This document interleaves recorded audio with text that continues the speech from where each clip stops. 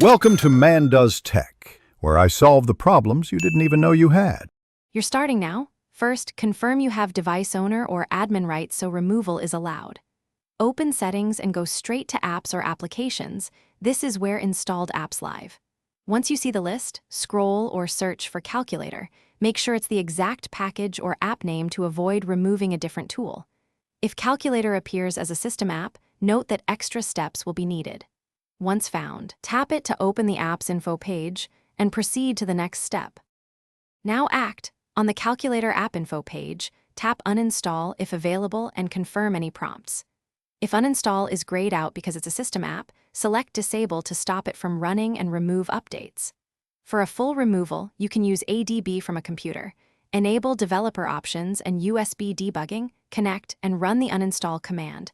This is more advanced, so follow warnings. Once the command finishes or the disable completes, make sure the app no longer appears in your launcher. Finish up by rebooting the device to clear any leftover processes or cached icons. This ensures the calculator is gone from the launcher.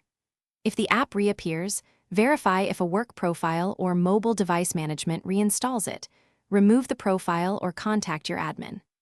If removal failed and you're comfortable, use ADB to force uninstall or, as a last resort, backup data and perform a factory reset. Troubleshooting tip: always back up before using ADB or resetting, in case data is lost.